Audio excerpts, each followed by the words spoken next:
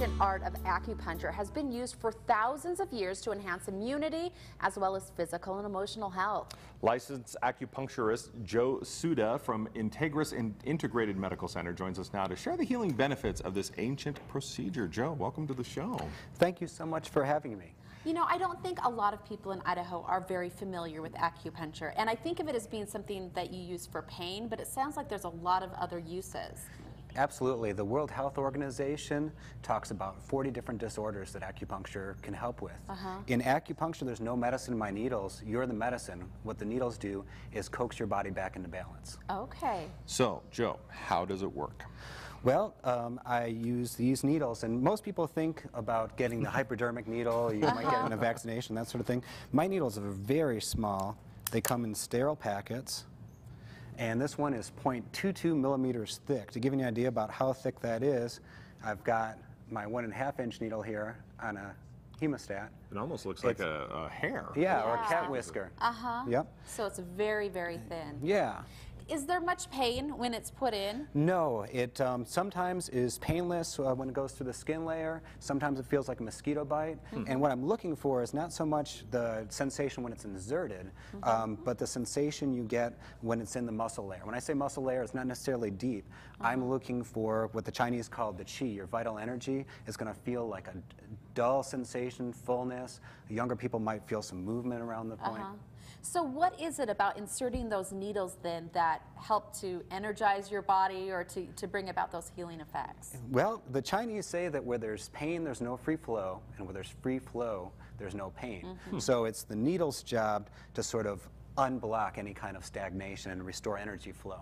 If there was a kink in your hose and you're watering your garden, the plants couldn't get nourishment and they wouldn't thrive. From a Western standpoint, there's a number of different mechanisms involved, the release of endorphins and enkephalins, and you're pretty much stimulating feedback mechanisms. So your body's designed so that if you get hot, you're gonna sweat and you're gonna cool yourself off. These needles put in the right places stimulate those feedback mechanisms. Okay. And you brought a glass bulb with you. What does that do? Absolutely. Well, this goes back even further than my acupuncture needles. This is folk medicine in both China and Eastern Europe. The Chinese Olympians, especially the swim team, sported cupping marks on their back. What you do is you use fire to create a vacuum. You put it on the person's body. I use what's called sliding cupping. It feels a lot like reverse deep tissue massage. Oh, okay. And the idea is by sucking stagnant blood and fluid to the surface of the skin, you get better circulation underneath. It's great for muscle spasms and restricted range of motion.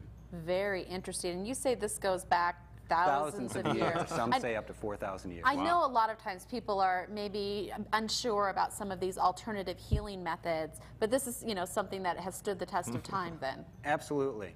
And one of the advantages of acupuncture too is it's low cost. You can see that this is very low-tech equipment. I also brought my gua sha tool.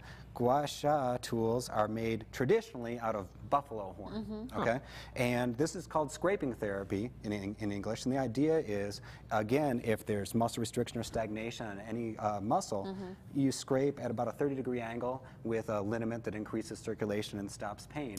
And once again, by bringing the stagnant blood and fluid to the surface, you get better circulation underneath. All right. Very good. Well, if you have any questions, be sure to call the Integris Medical Center in Idaho Falls. We'll put that number on our website along with this interview. Joe, thank you so much for joining us today. Very informative. Thanks. Thank you. And we'll be right back with your answers to our question of the day.